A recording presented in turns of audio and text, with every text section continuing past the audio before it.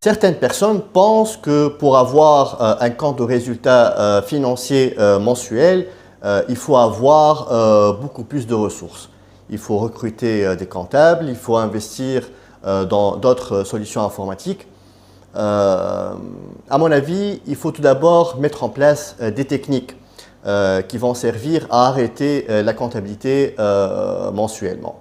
Ces techniques-là reposent essentiellement sur 3 étapes et nous allons voir ensemble quelle est la démarche à suivre et quelles sont ces étapes-là afin de mettre en place des techniques de clôture comptable mensuelle. La mise en place des techniques de clôture comptable mensuelle se déroule en 3 étapes.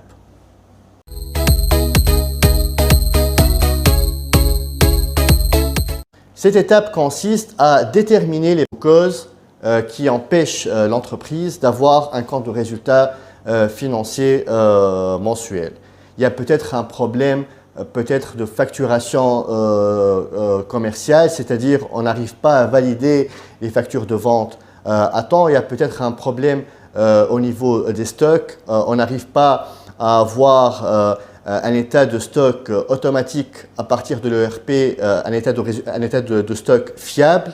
Peut-être il y a un problème au niveau de réception de marchandises et de services. On les fait en retard au niveau de l'ERP. Donc il y a peut-être des problèmes qui empêchent l'équipe comptable d'arrêter le compte de résultat mensuel. Et là, il faut les identifier afin de commencer à trouver les solutions possibles.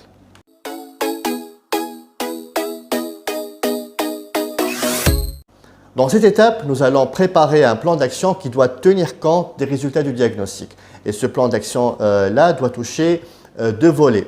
Le volet processus, c'est-à-dire il faut améliorer les procédures qui touchent les processus où il y a les blocages détectés au niveau de la phase de diagnostic, ces blocages qui empêchent l'équipe comptable d'accélérer les travaux de clôture.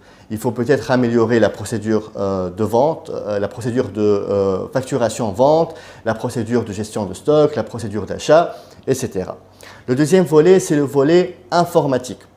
C'est-à-dire qu'il faut bien paramétrer le RP afin d'automatiser les factures non parvenues, les charges constatées d'avance, les extournes et d'implémenter les modules de paie et les modules de gestion des immobilisations afin d'automatiser les écritures de paie et les écritures d'amortissement.